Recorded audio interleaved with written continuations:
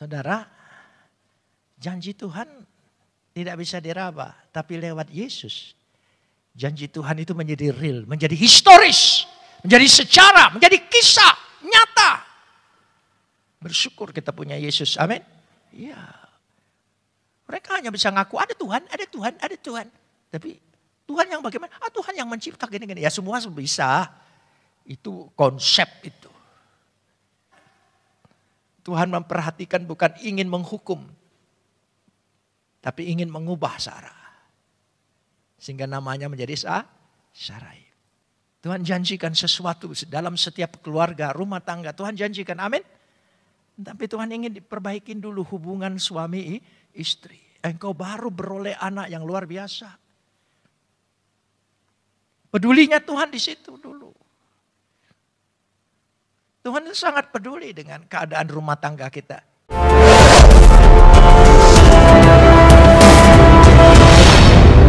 Besem haab we haben we roh hakodes Elohe Echad.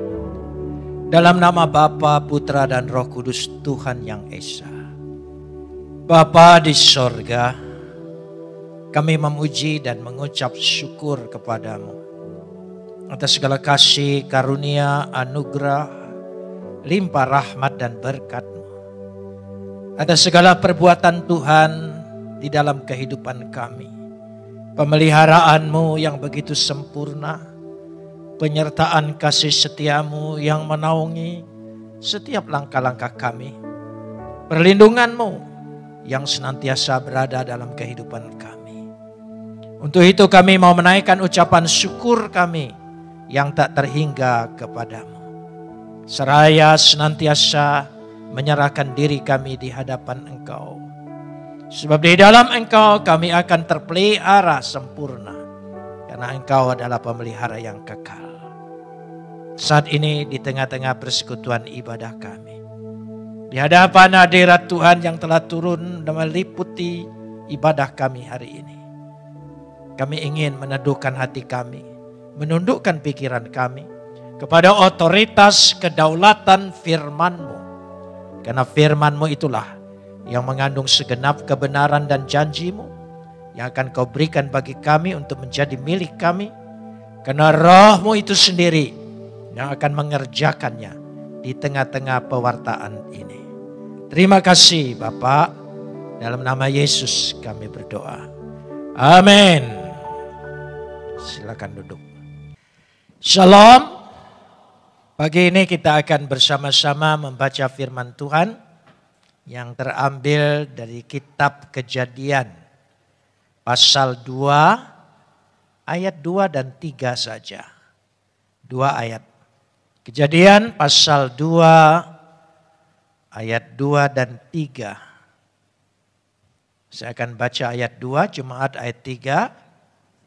Dari Kejadian pasal 12. Aku akan membuat engkau menjadi bangsa yang besar dan memberkati engkau serta membuat namamu masyhur dan engkau akan menjadi berkat. Ayat 3. Aku akan memberkati orang-orang yang memberkati engkau dan mengutuk orang-orang yang mengutuk engkau, dan olehmu semua kaum di muka bumi akan mendapat berkat. Kita sambut firman Tuhan. Kapot lecha Adonai Elohenu kapot lecha. Segala kemuliaan ya Adonai Tuhanku, kemuliaan bagimu. Kita belajar dari Bapak Abraham yang menerima janji Tuhan dan kesetiaan Tuhan di dalam hidupnya. Karena dia akhirnya disebut Bapak orang beriman. Kalau kita lihat, apa karena kehebatan imannya Abraham? Tidak sama sekali. Tetapi iman yang dianugerahkan Tuhan kepada Abraham dan dipelihara oleh Abraham lalu menjadi kenyataannya. Hari ini kita ingin belajar tentang kesetiaan Tuhan akan janji Tuhan.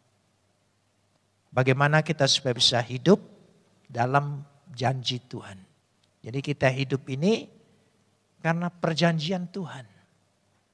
Yesus itu sendiri adalah bukti nyata karya Tuhan akan janjinya yang begitu real. Hidup kita memang kita punya kepercayaan, punya iman, punya keyakinan.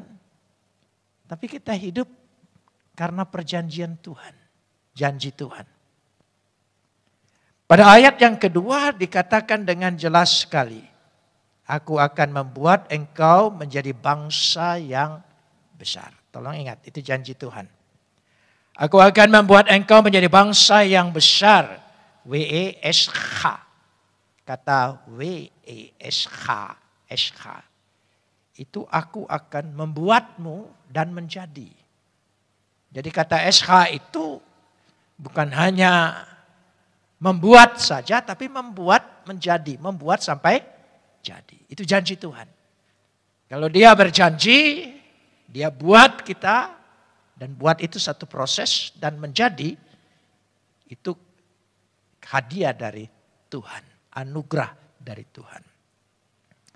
Legoi gadol, bangsa atau umat yang besar. Gadol, besar, agung, masyhur, itu lengkap di situ. Kalau saya melihatnya janji ini, maka saya ingin mengungkapkan bahwa ada perjalanan janji Tuhan. Jadi janji itu melalui satu perjalanan. Sama halnya ketika bangsa Israel keluar dari Mesir. Dia mengadakan perjalanan di padang gurun, perjalanan melintasi laut. Dia mengadakan perjalanan. Jadi janji itu dalam perjalanan. Jadi kita ini mengimani dan percaya dalam perjalanan hidup kita, kita akan menerima janji-janji Tuhan. Via Dolorosa juga adalah perjalanan dari janji Tuhan. Kalau orang katakan janji itu satu proses, tapi saya lebih menyukai istilahnya perjalanan. Karena perjalanan itu menuntut kita sebagai tanggung jawab untuk melangkah. Melangkah, terus berjalan. Berjalan maju bukan berjalan mundur dan bukan berjalan di tempat. Kita maju. Perjalanan kita. Perjalanan dan janji Tuhan itu ada di depan. Karena itu janji itu dikatakan satu perjalanan. Ada beberapa poin di sini, 5 poin. Bagaimana perjalanan janji Tuhan itu. Kita belajar dari janji Tuhan kepada Abraham. Pada kita lihat yang pertama, janji Tuhan itu tidak melihat kondisi atau keadaan Abraham. Tidak melihat kesiapan kita. Tidak melihat kekuatan kita. Tidak. Janji Tuhan kepada Abraham akan membuatnya menjadi bangsa yang besar. Tetapi kita lihat dulu Kejadian pasal 11 ayat 30. Supaya kita sadar janji Tuhan itu, Sarai itu mandul dan tidak punya anak. Ini kondisi Abraham. Jadi ketika Tuhan berjanji, dia tidak melihat kondisi keadaan Abraham. Itulah janji Tuhan. Dia tidak melihat kita. Mungkin atau tidak. Bahkan hampir dikatakan tidak mungkin. Itu janji Tuhan. Jadi Tuhan tidak bergantung dengan iman kita sekaligus. Tidak bergantung dengan kesalehan ibadah kita. Tidak bergantung dengan semua yang kita lakukan. Tidak. Justru dia melihat dari keadaan yang tidak mungkin. Karena itu perjalanan dalam janji Tuhan itu seringkali membiarkan kita kepada titik nol. Selagi masih ada kemampuan dan kekuatan dan harapan kita, dia tidak suka. Meskipun dia sangat suka berkooperasi dengan manusia. Tetapi dia tidak suka bahwa ada andil kekuatan manusia dalam wujud Tuhan menyatakan janjinya. Karena dalam perjalanan itu, perjalanan padang gurun, perjalanan Via Dolorosa, itu perjalanan yang membuat betul-betul titik nadir. Tidak mungkin. Dan dia janjikan. Seperti ayat yang kedua ini tadi. Dalam perjalanannya, janji itu juga terkendala. Mengalami hambatan-hambatan. Jadi jangan saudara pikir kalau Tuhan janji semua beres. Jangan lupa. Yesus berproses. Lahir di dunia. Mati. Sebelum mati menjalani siksaan, penderitaan di kayu salib. Ada perjalanannya. Kita lihat dulu janji yang terkendala ini. Kita lihat di sini. Pasal 16 ayat 1 dan 3. Pasal 16 ayat 1 dan 3. Kita simak baik-baik, perhatikan. Adapun Sarai, istri Abram itu tidak beranak. Ia mempunyai seorang hamba perempuan orang Mesir, Hagar namanya. Berkatalah Sarai kepada Abram, engkau tahu Tuhan tidak memberi aku melahirkan anak. Perhatikan pendapatnya, Tuhan tidak memberi aku melahirkan anak. Karena itu baiklah hampiri hambaku itu. Mungkin oleh dialah, mungkin kemungkinan. Pendapat, paham manusia, pikiran manusia. Ya, kita lihat bersama-sama. Ya. Oleh dialah aku dapat memperoleh seorang anak. Dan Abram mendengar perkataan Sarai. Sepakat pikiran manusia. Sebagaimana ketika Hawa mengajak makan buah, Adam juga menerima. Berarti sepakat. Jadi Sarai istri Abram itu mengambil Hagar, hambanya orang Mesir itu. Tolong sambung. Yakni ketika Abram telah 10 tahun tinggal di tanah Kanaan. Lalu memberikannya kepada Abram suaminya untuk menjadi istrinya. Ayat ini mencatat Tuhan janji. Lalu Abram dan Sarai, saya percaya selama 1 tahun dia berpikir pasti hamil, pasti melahirkan. 10 tahun, 10 tahun. Dari janji pasal 12 sampai pasal 16, 10 tahun. Kira-kira, ayo kita ikutin pikiran kita. Kita dengan Abram dan Sarai itu sama. Harus usaha bang. Jangan diam aja bang, memang janji Tuhan. Tapi usaha itu perlu. Barangkali perlu datang ke sini. Perlu usaha ini.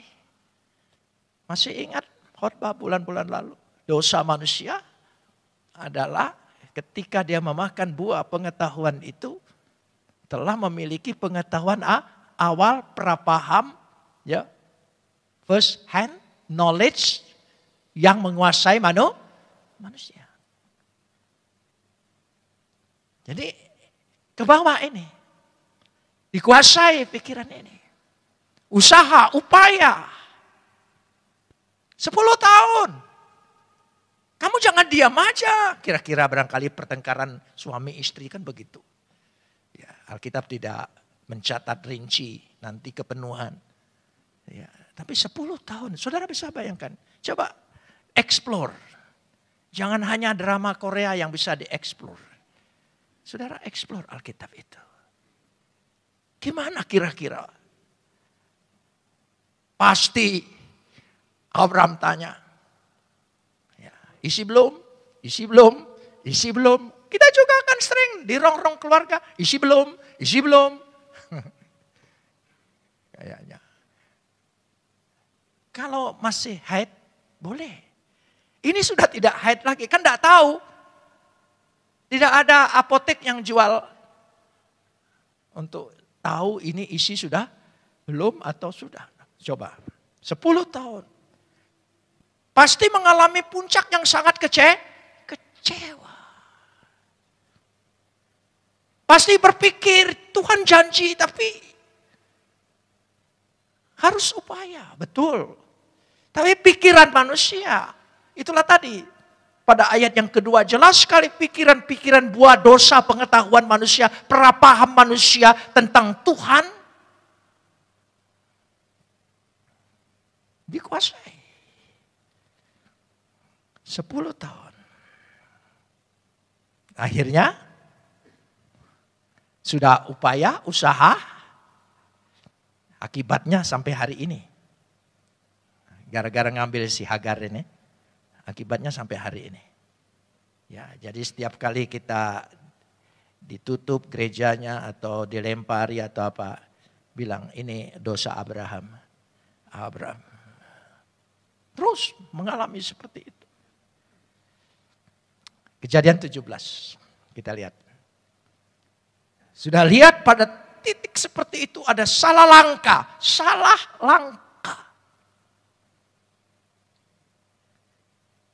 Dikatakan pada Kejadian 17 ayat 5 dan 6. Kejadian 17 ayat 5 dan 6.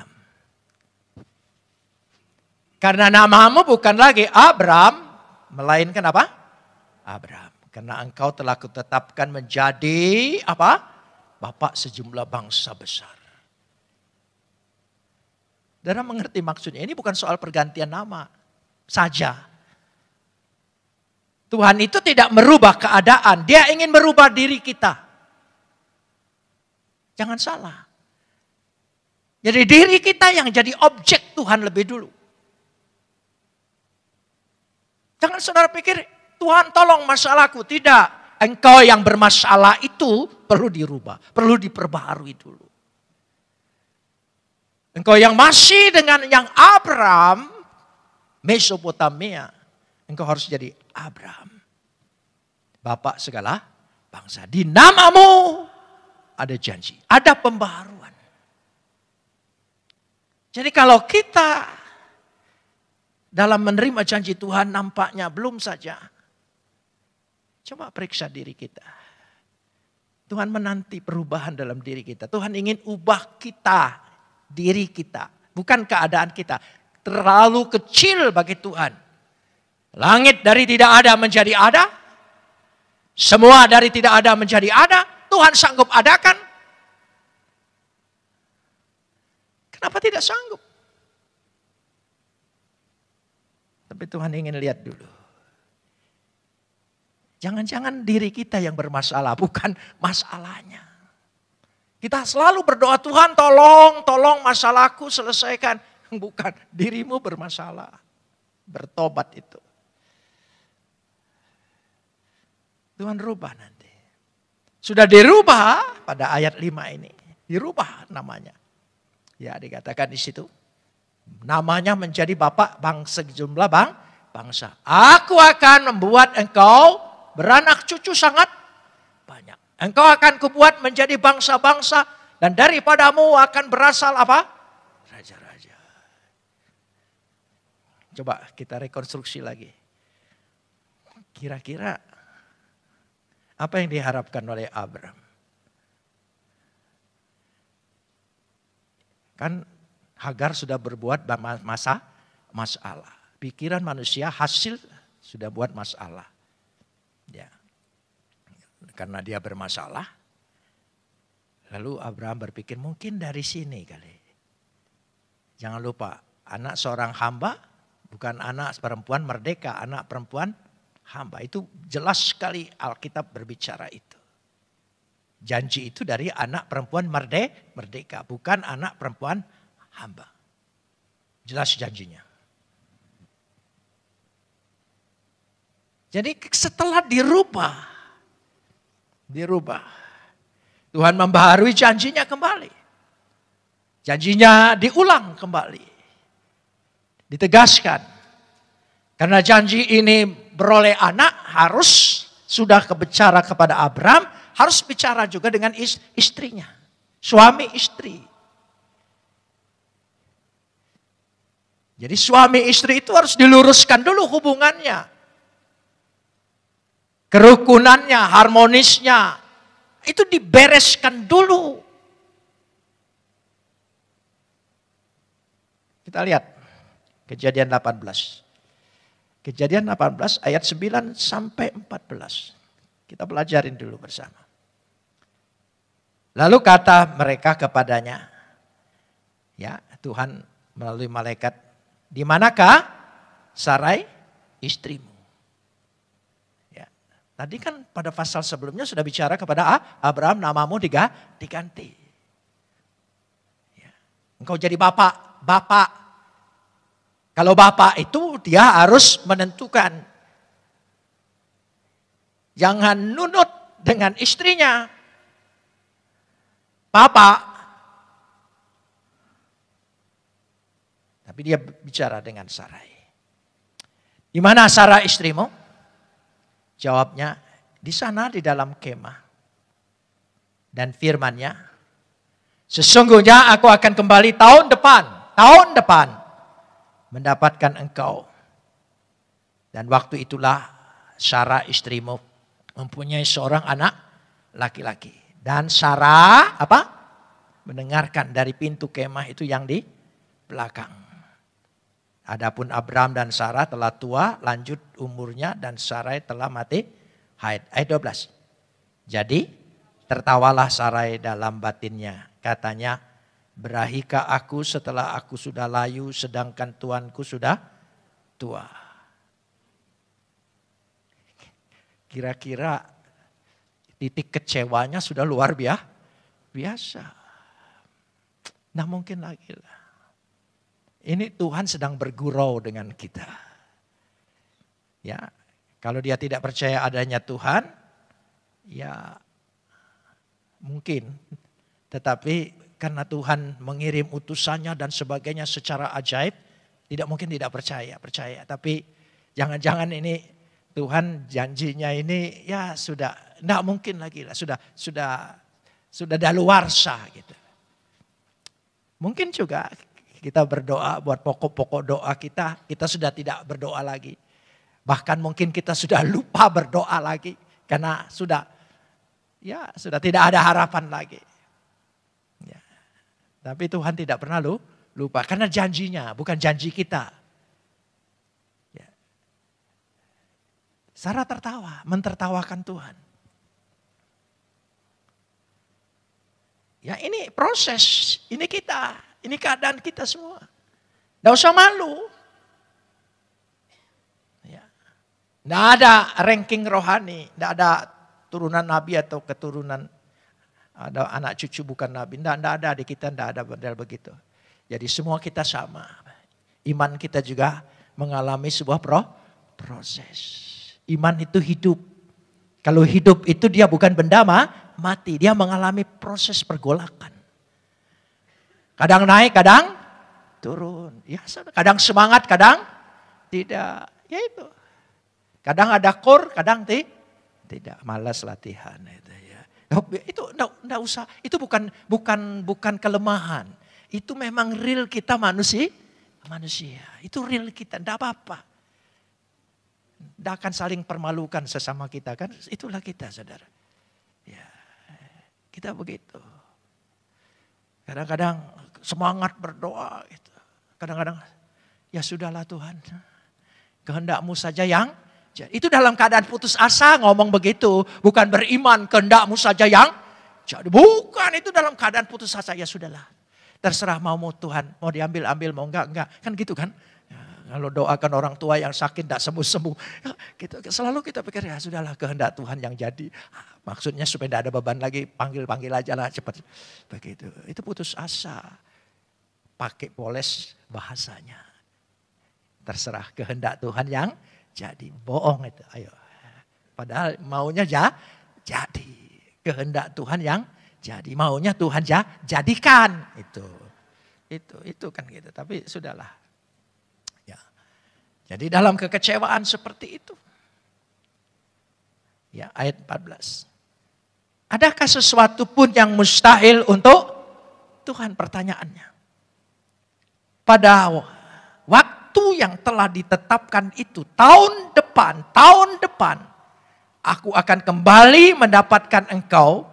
Maka waktu itulah Sarah mempunyai seorang anak laki-laki.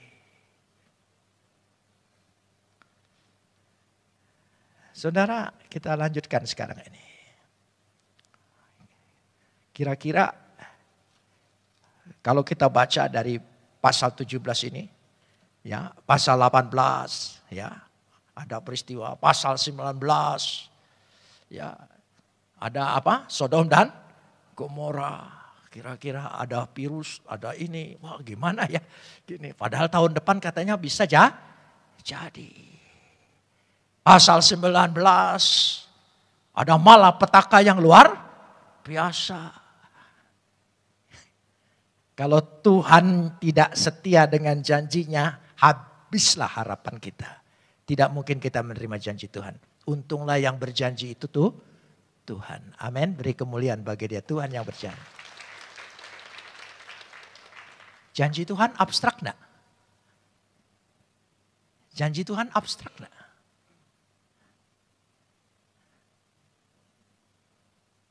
Saudara, janji Tuhan tidak bisa diraba, tapi lewat Yesus.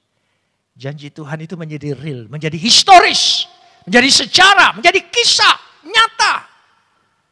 Bersyukur kita punya Yesus, amin. Iya. Mereka hanya bisa ngaku ada Tuhan, ada Tuhan, ada Tuhan. Tapi Tuhan yang bagaimana? Tuhan yang mencipta gini-gini. Ya semua bisa. Itu konsep itu. Ya. Nah, karenanya kita lanjutkan di sini. Sudah proses itu kita lihat dulu sampai pasal 21. Pasal 21 ayat 1 dan 3. Ini poinnya. Ini poin. Janji Tuhan digenapi. Katakan bersama, janji Tuhan digenapi. 1, 2, 3. Amin. Amin. Pasti digenapi. Waktu Tuhan luar biasa. Kenapa demikian? Ayat 1.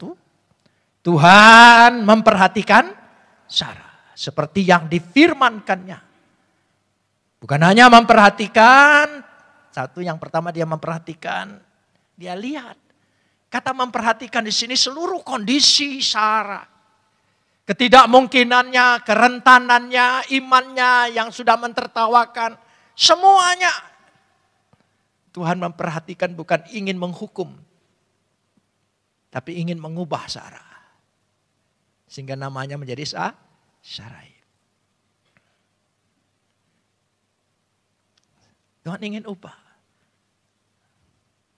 Tuhan janjikan sesuatu dalam setiap keluarga, rumah tangga. Tuhan janjikan, amin.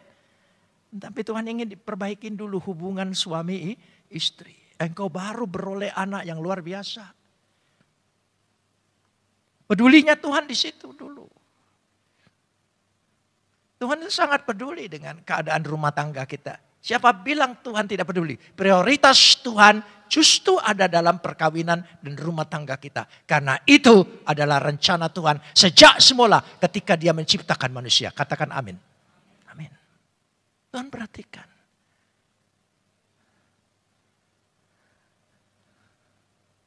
Kenapa Tuhan perhatikan itu? Ya, saya ingin mengajak dulu sedikit kita melihat ya, bagaimana Tuhan itu memperhatikannya. Mazmur 128 ayat 3 dan 4 dulu. Mazmur 128 ayat 3 dan 4. Istrimu akan menjadi seperti apa? Pohon anggur yang subur dalam rumahmu.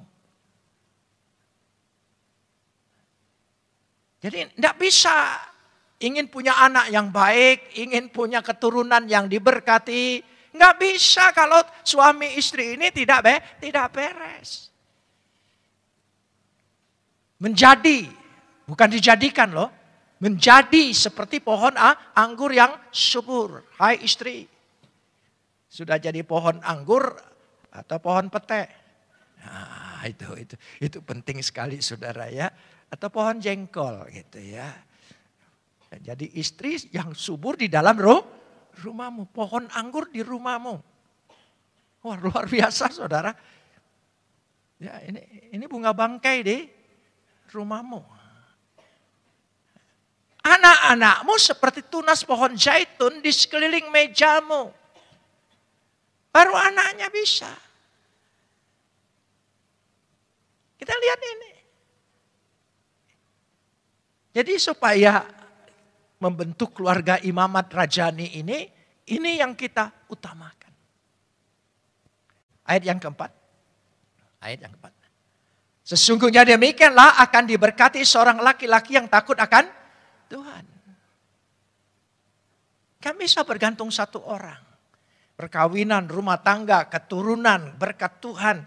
Tidak bisa bergantung karena seseorang. Karena suamimu yang melayani. Tidak bisa, engkau terlibat. Itu penting sekali. Sehingga dengan memperhatikan dan kedua Tuhan melakukan kepadanya Sarah seperti yang dijanjikan. Yang ketiga ayat 2 baca bersama. Kejadian 21, saya lebih cepat dari itu. Kejadian 21 ayat yang kedua. Ya, ayat yang kedua. Maka apa? Mengandunglah Sarah lalu ia melahirkan seorang anak laki-laki bagi Abraham.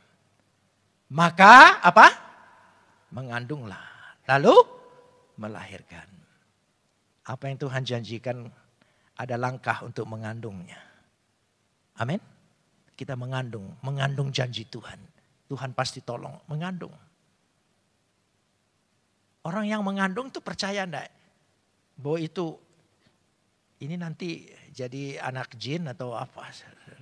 Loh ya, dia percaya. Dia yakin. Ini jadi enggak ya? Jadi enggak ya? Enggak, dia percaya. Mengandung. Sampai apa? Melahirkan. Mengandung, melahirkan. Mari kita ambil langkah iman dalam menerima janji Tuhan. Kita mengandung janjinya dan saatnya akan melahirkan janji Tuhan itu. Katakan amin. Itulah janji Tuhan. Mengandung dan melahirkan. Sehingga luar biasa. Itulah janji Tuhan yang sudah digenapi. Kembali lagi Kejadian pasal 12. Ayat yang kedua tadi. Ya, itu janji Tuhan untuk membuat bangsa yang besar. Latar belakangnya seperti itu, prosesnya seperti itu, perjalanannya seperti itu. Dan memberkati engkau serta membuat namamu apa? Masyhur dan engkau akan menjadi berkat. Aku akan memberkati engkau. Jangan lupa. Sumber segala sesuatu adalah berkat Tuhan. Mau karir, mau rezeki, mau usaha, mau pekerjaan. Semuanya bersumber dari berkat Tuhan. Jika Tuhan memberkati. Berkat itu jangan hanya dilihat materi saja, uang saja. Berkat itu secara seluruh. Paripurna, sempurna.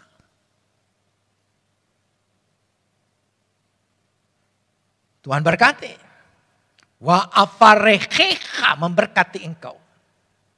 Wa agadela dan membuat besar, agung, masyhur, semeha namamu, karirmu, usahamu, pekerjaanmu, masa depanmu, semeha.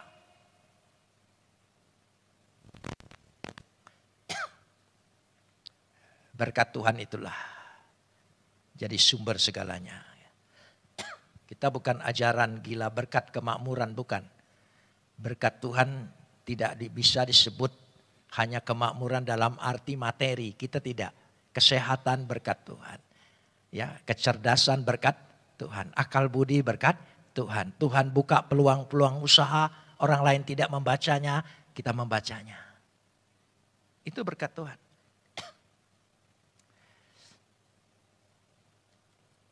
Telah memberkatinya. Sehingga berkat Tuhan itu. Ya, kalau kita melihat bersama. Dalam berkat-berkat Tuhan. Ayat 2, masih ayat 2C. Ayat 2C.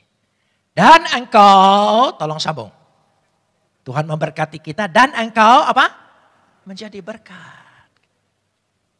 Kalau kita diberi berkat kesehatan, kita memberkati orang dengan mendoakan orang sakit supaya sehat.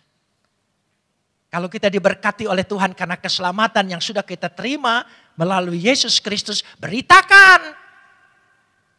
Yesus itu menjadi saluran berkat. Dan memberkati engkau dikatakan di situ dengan jelas sekali. Dan engkau akan menjadi berkat. Wehye, kamu akan menjadi beraha, berkat.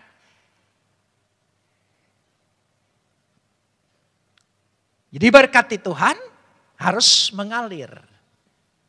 Amin. Apa saja. Saudara punya hubungan suami istri baik, diberkati Tuhan. Peduli dengan keadaan rumah tangga orang lain yang tidak baik. Doakan, nasihati. Bukan dimasukkan di Facebook, bukan disindir-sindir, bukan saudara ya.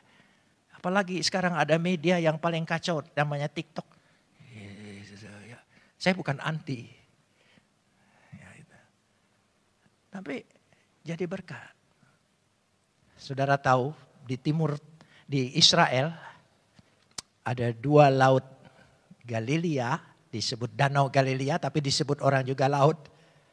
Ya, Danau Galilea, Laut Galilea dan Laut Mati. Ada 2 itu. Saudara yang mengadakan perjalanan ke sana tidak akan ketinggalan. Pasti lihat ini. Herannya 2 laut ini, 1 laut mati, 1 danau ini dapat aliran dari 1 sungai. Dari mata air sungai yang mengalir, sungai Yordan. Sungai Yordan mengalir ke Laut Mati, mengalir ke Galilea. Ketika dia mengalir ke Danau Galilea, dia mengalirin terus semuanya. Daerah Galilea ini subur, makmur. Terus, itulah kalau berkat dialirkan. Kalau berkat tidak dialirkan, seperti Laut Mati. Tidak dialirkan kemana-mana, mati.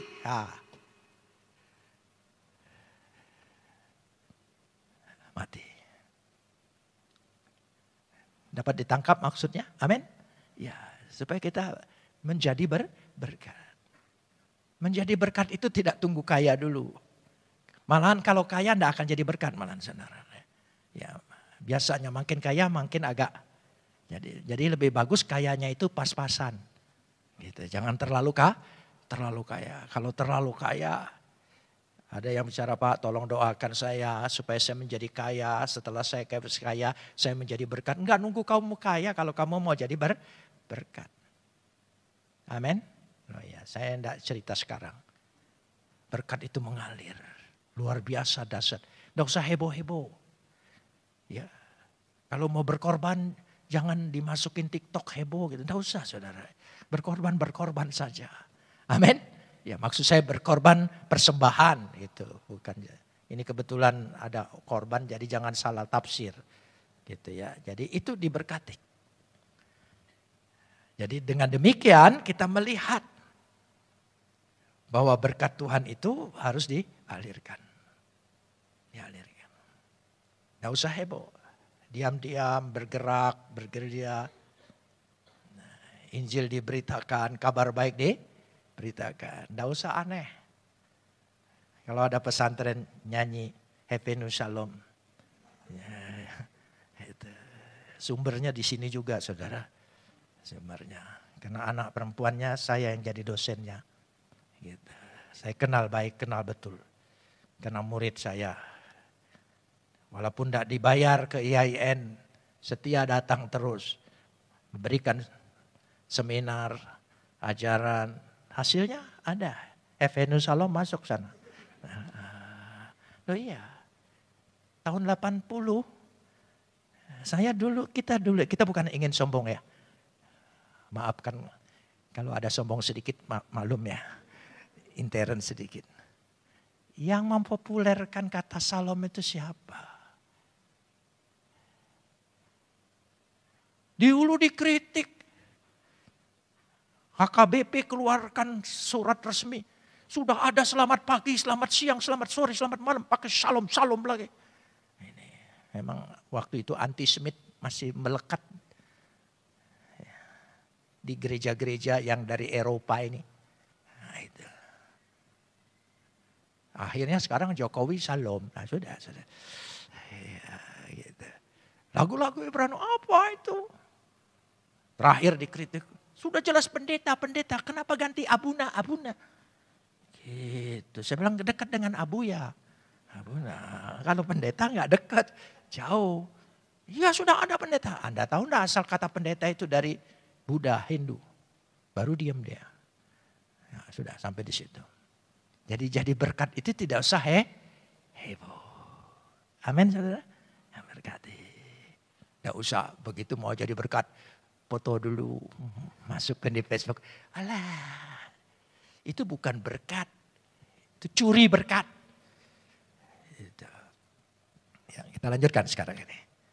Ya, ayat yang ketiga. Aku akan memberkati orang-orang yang memberkati engkau. Aku akan memberkati. Dan mengutuk orang-orang yang mengutuk engkau. Ya. Ayat yang terakhir, ayat 3, kalimat yang terakhir. Dan olehmu, tolong sambung apa? Olehmu semua kaum di muka bumi akan mendapat berkat. Saudara mengerti maksudnya? Inilah menara janji Tuhan. Atau mutiara janji Tuhan. Semua kaum akan diberkati. Melalui kabar Yesus Kristus. Amin. Kabarkan Yesus. Amin. Ya, berkati melalui. Ini menara janji Tuhan yang kemudian digenapi. Merupakan mahkota dari seluruh janji-janji itu. Sebab janji ini sesungguhnya menunjuk kepada kedatangan Mesias. Yang di dalam dia janji itu digenapi. Karena dia ya dan amin.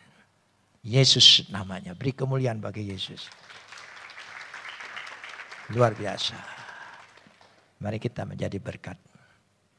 Karena Tuhan yang kita sembah, Tuhan yang setia dengan janjinya. Dia tidak pernah lupa, tidak pernah lalai, tidak pernah menunda.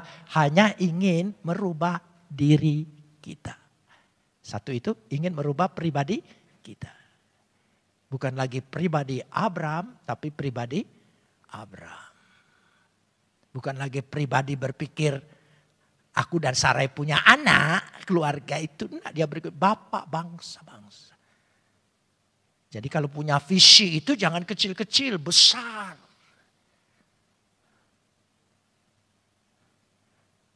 Saudara berdoa.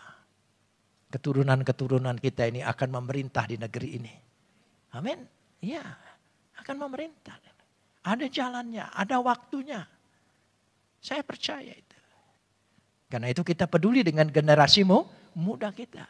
Yang kedua, Tuhan ingin berubah. Tuhan ingin membereskan hubungan suami istri, rumah tangga kita, orang tua dan anak. Dua pokok ini menjadi tema kita. Kalau ini beres, berkat Tuhan mengalir bagaikan air sungai Yordan ke Galilea. Amin. Saudara mengimani, mau jadi saluran berkat atau mau jadi laut mati? Ya, garamnya banyak, darah tinggi. Ya, enggak makan garam aja darah tingginya tetap naik. Kenapa? Karena lihat masalah, darahnya naik, saudara. Tuhan memberkati.